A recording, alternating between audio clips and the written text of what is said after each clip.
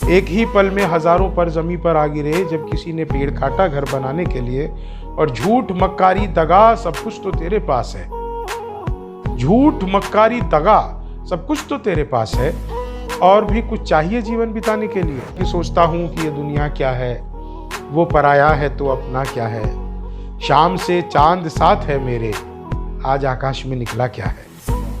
और उसकी बातें ही गजल होती है, ये बहर क्या है, ये मिसरा क्या है। तुम जो गुल हो तो मैं गुलदान जैसा लगता हूँ, जो तुम गदा तो मैं हनुमान जैसा लगता हूँ।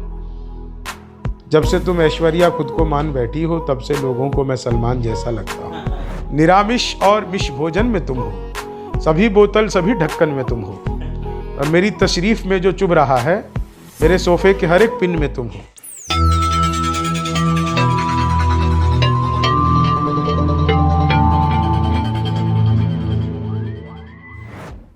नमस्कार साथियों, मैं हूं विकास आप सभी के साथ और आप देख रहे हैं द टैलेंट पास। तो दोस्तों, आज की इस वीडियो में हम ऐसी एक नामचीन हस्ती से आप सभी को मिलवाएंगे जो कि किसी परिचय के मोहताज नहीं है। जी हाँ, आपके सामने हैं हमारे नामी ग्रामी बहुत ही बड़े नामचीन हस्ती जो कि हास्य कलाकार। भारत जैसे देश में तो इनकी महारत हासिल ही है और विदेशों में भी कविताएं इन्होंने बहुत सारी की हैं, बहुत सारा परफॉर्म किया है। तो आइए मिलवाते हैं आदरणीय शंभू सिकर जी। नमस्कार सभी को। तो अपने बात की शुरुआत करता हूं। सबसे पहले तो मैं ये जानना चाहता हूं कि आप इतने चर्चित, इतने फेमस व्यक्तित्व में से हैं, क्या आपने कभी सोच रखा था कि हमारी जान पहचान पूरे विश्व में भी हो सकती है? देखिए, जनता का प्यार है और थोड़ा बहुत जो भी, मुझे तो जितना आप कह रहे हैं इतना लगता नहीं, लेकिन थोड़ा बहुत जो भी लोग जानते पहचानते हैं वो मेरे काम की वजह से मुझे पहचानते हैं। और मुझे लगता है कि कोई भी व्यक्ति अगर काम कर रहा है किसी भी क्षेत्र में, अगर वो अपने काम को ईमानदारी से करे तो उसके बदले में उसको ये अप्रिसिएशन मिलता ही है। अगर कोई डॉक्टर अच्छा करता है तो लोग उसे पहचानते हैं, कोई राजनेता अच्छा करते हैं तो उसे लोग पहचानते हैं, कोई खिलाड़ी अच्छा करता है तो लोग उसे अप्रिशिएट करते हैं। मैं भी कोशिश करता हूँ कि अपने काम को ईमानदारी से अच्छे तरीके से कर सकूँ, उसके बदले में आप लोगों का प्यार मिलता है। तो निश्चित तौर से सोच के कोई भी नहीं रखता है, ये सब एक पड़ाव है जो रास्ते में आते रहते हैं, तो अच्छा भी लगता है। बहुत बढ़िया, बहुत बढ़िया। ये आपका बड़प्पन है कि आप मतलब अपनी प्रतिभा जो है इतने उच्च स्तर पर खुद कहते हैं कि अपने मुंह मियाँ मिट्ठू बनना शोभा नहीं देता, तो उसको आप मायने में लिख के चलते हैं। अच्छा, अक्सर मैंने आपको देखा है, आज तो खैर टी शर्ट में आप हमारे सामने बैठे हैं लेकिन मैंने देखा है कि आप बड़े बड़े मंचों पे और यहाँ तक कि कई सारे टीवी शोज़ वगैरह में, जैसे लपेटा में नेताजी, तो इनमें आप कुर्तों में परफॉर्म करते हुए नज़र आए हैं। आपको कुर्ता बहुत प्यारा है, इस कुर्ते के पीछे का राज मैं जानना चाहता हूँ। जी, कुर्ता ही नहीं बल्कि आप देखेंगे तो अधिकतर मैं धोती और कुर्ता इन दोनों में रहता हूँ। इसके पीछे दो कारण हैं। एक कारण तो ये है कि क्योंकि मैं कवि हूँ, कवि का अपना एक गेटअप, अपना एक किरदार होता है। और क्योंकि मैं मंच पर हूँ, तो मंच पर जब मैं प्रस्तुति करने के दौरान प्रस्तुति कर रहा हूँ तो आपको सबसे पहले पब्लिक क्या देखती है? आपका पहनावा, आपका व्यवहार। उसके बाद जब आप अपनी कविता सुनाना शुरू करते हैं तो लोगों तक पहुँचते हैं।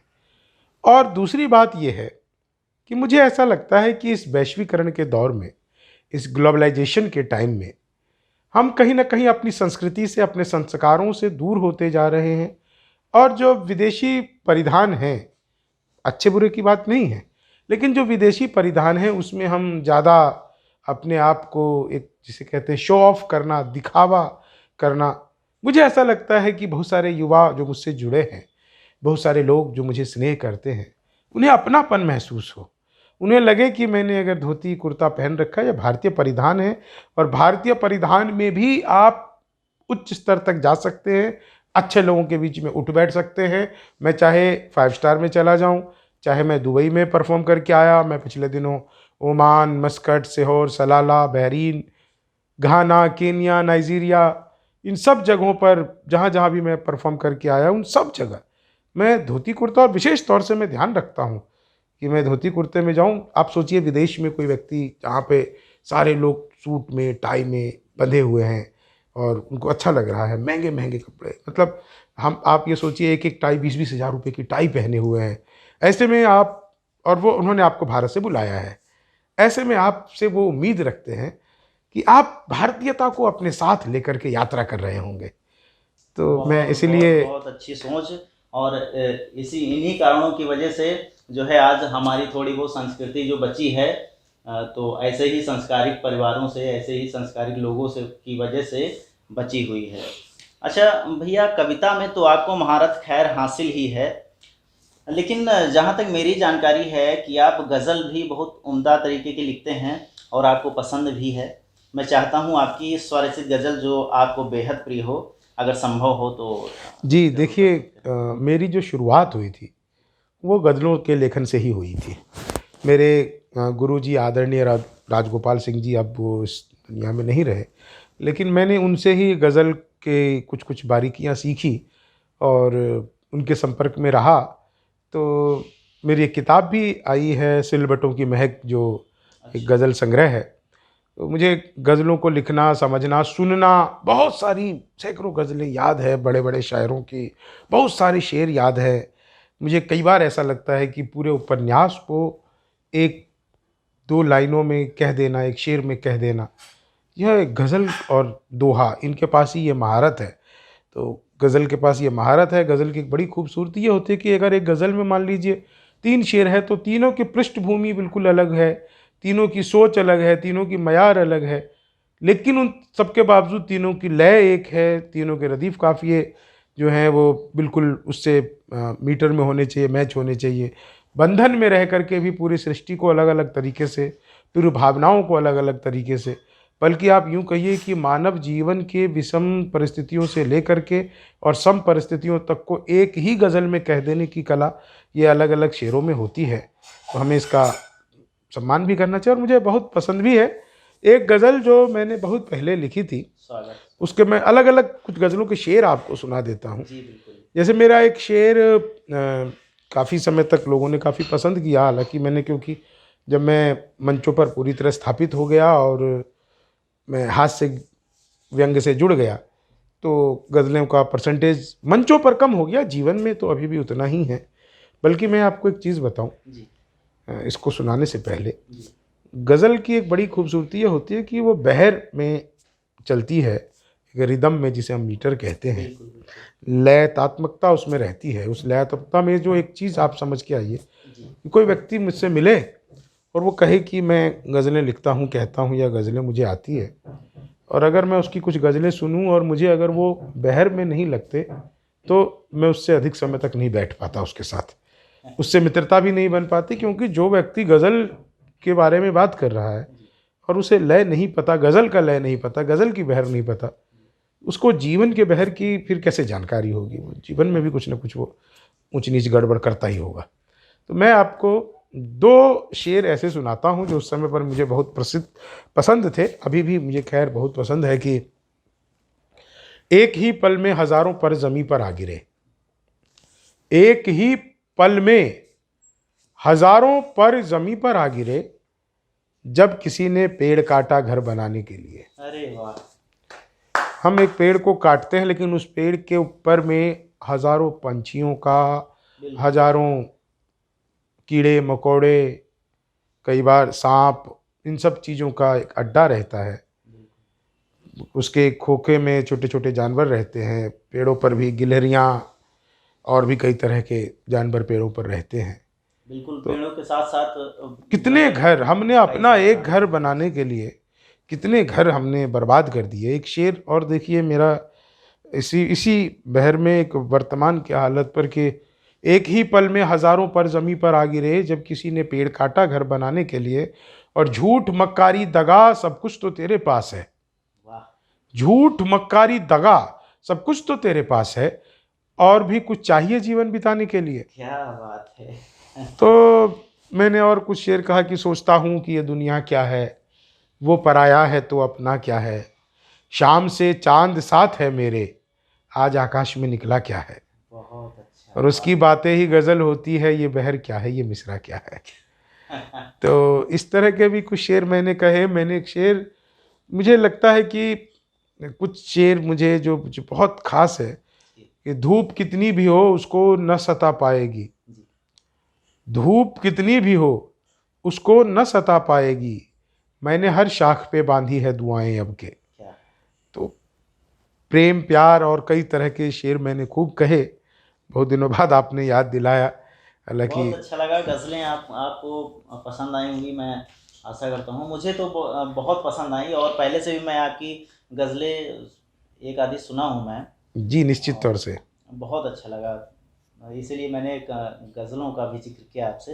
बहुत बहुत धन्यवाद। अच्छा, एक आपका समझ लीजिए कि कोरोना वायरस की तरह फैला हुआ था एक चार लाइनें कि हम धरती पुत्र बिहारी हैं। जी जी जी। अच्छा, जहाँ तक कि मेरी जानकारी है कि आपकी जो लोकल लैंग्वेज है वो मैथिली है। जी बिल्कुल। तो एक इंटरव्यू में शायद हमने सुना था कि आप इसी टाइप का कोई एक गीत या एक कविता जो है मैथिली में भी आप लिखने वाले थे, हाँ तो हाँ उसका हाँ क्या हुआ बिल्कुल। कुछ? जी जी जी। देखिए एक्चुअली क्या होता क्या है कि जो हमारे घर के, ज़िले के, जी। क्षेत्र के लोग होते हैं उनसे हमें अतिरिक्त प्रेम मिलने लग जाता है, क्योंकि वो अतिरिक्त अपनापन महसूस करते हैं, बहुत स्वाभाविक बात है। जी। जैसे कि हमें अपने घर के सभी लोगों से प्यार होता है, बराबर प्यार होता है, लेकिन माँ है उससे थोड़ा ज़्यादा होता है। बिल्कुल। तो ऐसे ही पूरे देशवासियों से मुझे प्यार तो बहुत मिला, जी। लेकिन मिथिला के लोगों का बहुत ज़्यादा आदर सम्मान सत्कार बहुत मिला। और उन लोगों की एक इच्छा थी कि आपने हम धरती पुत्र बिहारी बिहार के लिए गीत लिखा, जी। एक मिथिलांचल के लिए भी एक गीत। तो मैंने गीत की शुरुआत की और काफ़ी चला भी, क्योंकि मिथिला एक क्षेत्र तक सीमित तो नहीं है, जी। लेकिन फिर भी यह एक है कि मैथिली एक भाषा है और हिंदी जो है वो ज़्यादा व्यापक है, पूरे देश में बोली जाती है। जी बिल्कुल। तो मैं उस गीत का आपको एक अंतरा आपको सुना देता हूँ बिल्कुल स्वागत। कि मौन में रखने काशी छी, हम सब मिथिलावासी छी। मौन में रखने काशी छी, हम सब मिथिलावासी छी। हमर पसीना खेत में बहि क धरती के श्रृंगार बनल। हमर पसीना खेत में बहि क धरती के श्रृंगार बनल। आम बनल त धान बनल, लिच्ची केरा त अनार बनल।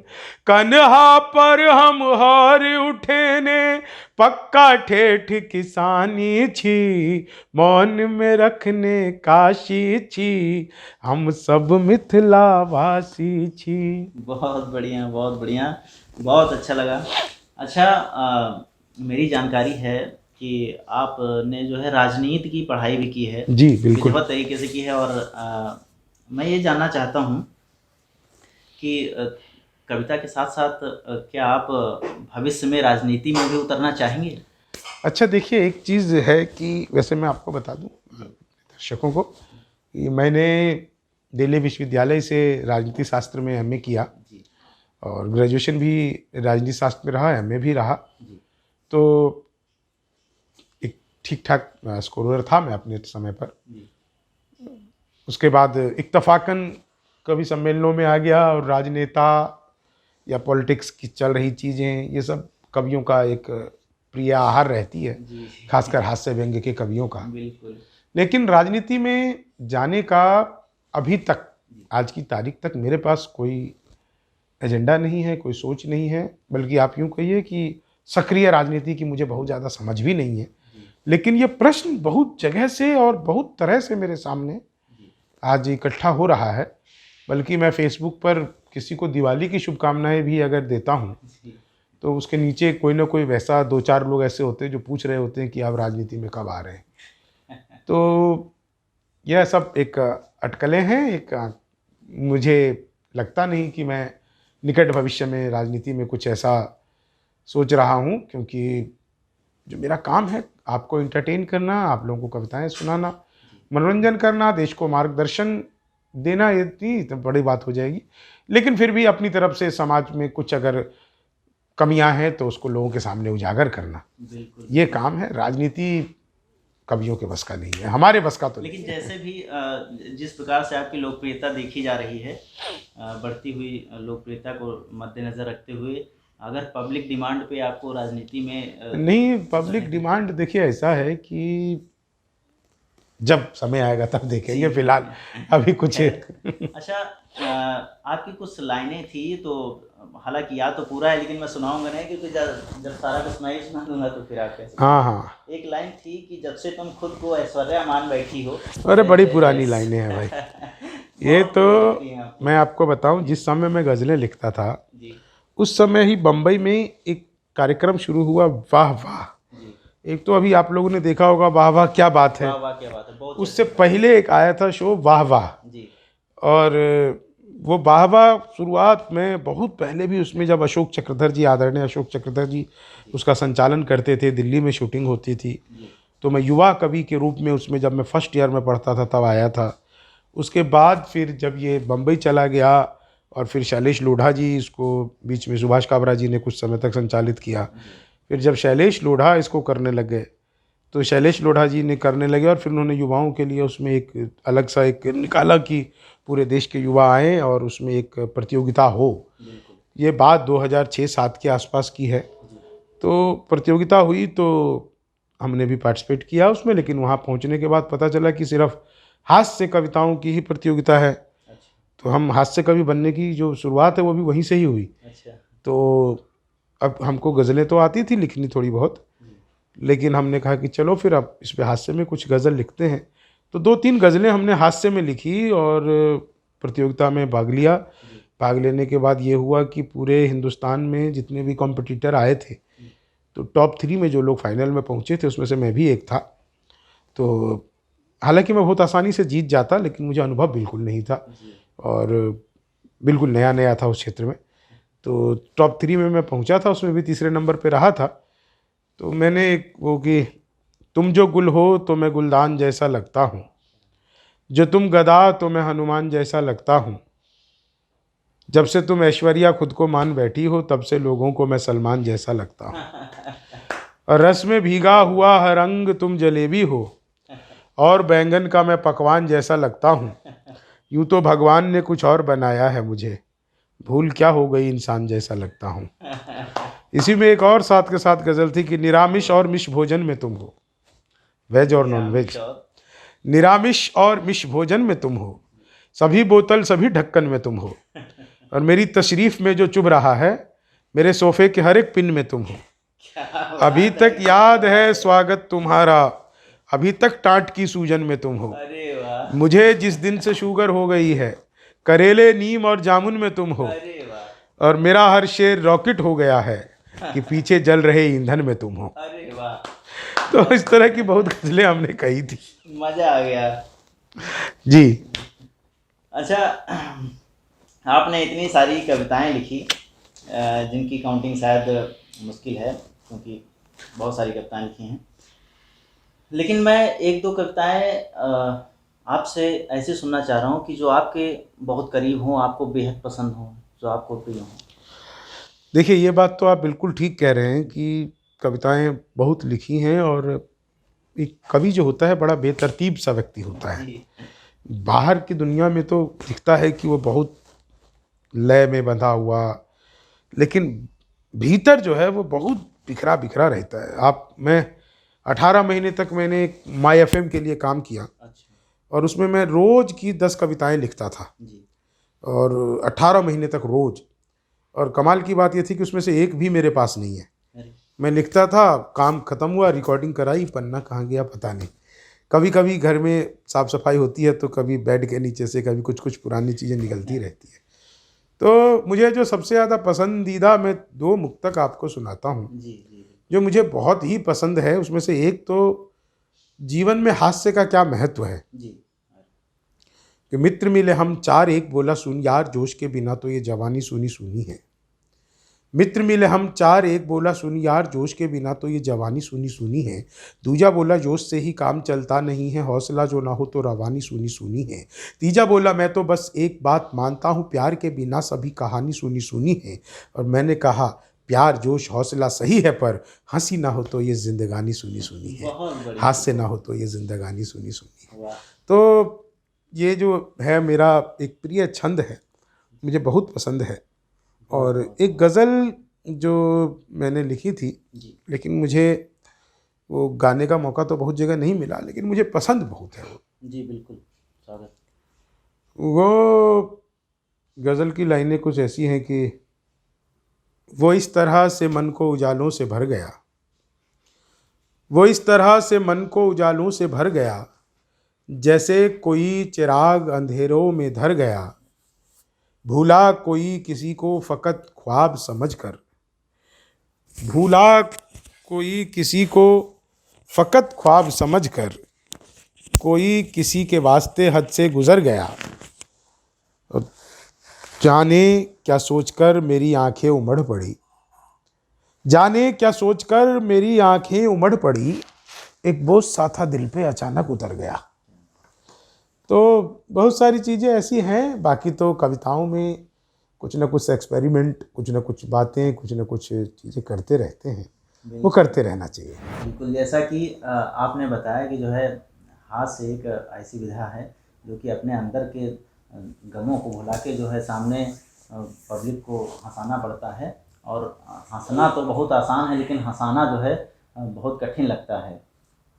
मैं आज पहली बार मिला हूँ भैया से, लेकिन मुझे ये नहीं लगता है कि आज मेरी पहली मुलाकात है। इतने सरल स्वभाव के कि कहते हैं कि जथा नामे तथा गुणे। अच्छा, नाम से याद आया, अगर आपको ऐतराज़ ना हो तो आपने अपना सरनेम छुपा के रखा है या फिर आप क्या? छुपा के नहीं रखा। जी। दरअसल जिस समय पर मैं कवि सम्मेलनों में शुरू हुआ था, जी उस समय में दो तीन चीज़ें जो थी, जो मुझे बहुत ही ज़्यादा कचोटती थी। जी और उसमें से एक था कि जातिवाद। जी और जातिवाद पर आपका टाइटल जो है वो हमेशा हावी रहता है। बिल्कुल। मैंने जब कवि बना तो मैंने सोचा कि मैं किसी एक वर्ग विशेष का तो हो नहीं सकता। बिल्कुल। कोई वर्ग विशेष मुझ पर आरोप लगाए कि आप उसके लिए कहा, ये कहा। तो शंभू शिखर ये मेरा एक पेन नेम है, लोगों के लिए ये सवाल है और इसे रहने ही दें। अच्छा, एक और सवाल जी। यदि हम आपसे पारिवारिक विषय पे चर्चा करें तो आप क्या बताना चाहेंगे हमें? वसुदेव कुटुंबकम, पूरा विश्व ही परिवार है। अच्छा, एक अंतिम सवाल आपसे यह है जी। कि आपने कई टीवी शोज़ या सीरियल जैसे तारक मेहता हो गया, लाफ्टर चैलेंज, लपेटे में नेताजी और एफएम के लिए भी काम किया। यदि आपको फिल्मों में काम मिले तो आप काम करना चाहेंगे या इतने में अभी आप संतुष्ट हैं? अगर करेंगे भी तो किस प्रकार का कैरेक्टर प्ले करना चाहेंगे? और साथ में ये भी कि अगर नहीं करेंगे तो क्यों नहीं करेंगे? पहली बात तो ये कि संतुष्टि जो है वो मरण है। जी अगर आप संतुष्ट हो गए जी, तो फिर आपको जीवन समाप्त कर देना चाहिए। बहुत बढ़िया। अंतिम समय तक, सांस की अंतिम लड़ी, अंतिम कड़ी तक कुछ ना कुछ मनुष्य को इस सृष्टि के विकास में, परिवार के विकास में योगदान करते रहना चाहिए। जैसे कि अभी हाल में ही मोदी जी कोरोना वायरस पर संबोधित करते हुए देश को कहा उन्होंने जी कि अगर हम स्वस्थ हैं तो जग स्वस्थ है। तो अगर कोई बुजुर्ग आदमी अपने स्वास्थ्य का भी ध्यान रख रहा है तो परिवार के ऊपर बहुत बड़ा एक उपकार कर रहा है, क्योंकि सब परेशान हो जाते हैं, इलाज तो सब करते ही हैं। तो एक चीज़ तो ये है कि संतुष्टि जैसी कोई चीज़ होती नहीं है। जी अच्छा करना और अच्छा करना, बेहतर करना, ये हमेशा चलता रहता है। दूसरी बात ये कि अगर मुझे करने का अवसर मिला तो मैं क्या करना चाहूँगा, तो निश्चित तौर से मैं करना चाहूँगा। और अगर मुझे अवसर मिलता है तो मैं किसी हास्य अभिनेता का ही किरदार अदा करना चाहूँगा, क्योंकि आपके पास जो होता है वो आप देते हो, बिल्कुल। वाह। जो आपके पास है ही नहीं वो आप कैसे दोगे। और दूसरी बात, एक चीज़ इस सवाल से एक और बहुत बड़ी बात मैं अपने युवा मित्रों से कहना चाहता हूँ। सवाल से एक बहुत बड़ा एक और सवाल निकलता है, वो ये निकलता है कि अपने आप को पहचाने। मैं कहूँ कि नहीं, मैं तो ऋतिक रोशन बनना चाहता हूँ, मैं अजय देवगन बनना चाहता हूँ। फिल्म में एक ही मुख्य हीरो होता है, जी लेकिन बाकी जितनी फिल्म हैं उसमें सैकड़ों लोग काम करते हैं और सब किरदारों की अपनी अपनी भूमिका है। जी और बिल्कुल। बहुत सारे लोग, बहुत सारे मेरे खुद के अपने मित्र उस हीरो की भूमिका में या हीरोइन की मेन जो रोल है उसकी भूमिका में खुद को तलाशते हैं और बाकी बहुत सारा काम छूट जाता है। आप जिसके लिए बने हैं, जो आपकी बेस्ट अचीवमेंट हो सकती है वो ये हो सकती है कि आपके भीतर जो है वो दुनिया को दीजिए। बिल्कुल सही चीज़ है। जैसा कि जो टैलेंट अपने अंदर हो उसे और निखारा जा सकता है। कहते हैं कि एक नाव पे पैर रख के, एक नाव पे चढ़ के आगे जाया जा सकता है, नैया पार लग सकती है। तो बहुत बहुत धन्यवाद आपका जो इतना सारा टाइम दिया और मुझे बड़ा अच्छा लगा। और चलते चलते मैं कहना चाहता हूँ कि आप हमारे व्यूअर्स के बारे में या फिर हमारे बारे में क्या कहना चाहेंगे? जी देखिए, सबसे पहली बात तो ये कि सोशल मीडिया से जुड़े हुए सभी लोगों को एक बात मैं बहुत ही सलीके से कह रहा हूँ और बहुत जानबूझकर कह रहा हूँ कि एक ये जो मोबाइल फ़ोन और सोशल मीडिया जो है ये आपके पास में एक अस्त्र के रूप में आ गया है। इस अस्त्र का कैसे प्रयोग करना है यह हमारे अपने विवेक पर निर्भर करता है। मैं आप सभी से निवेदन करूंगा कि अफवाहों को फैलाने से बचें। आए हुए अफवाह को समझने का प्रयास करें, उसको आगे ना फैलाएं। आज के दौर में जब एक बहुत बड़ी महामारी से पूरा विश्व त्रस्त है, ऐसे में हम सब की भूमिका ये हो जाती है कि अपनों का, अपने का ख्याल रखें और किसी भी अफवाह पर ध्यान न दें।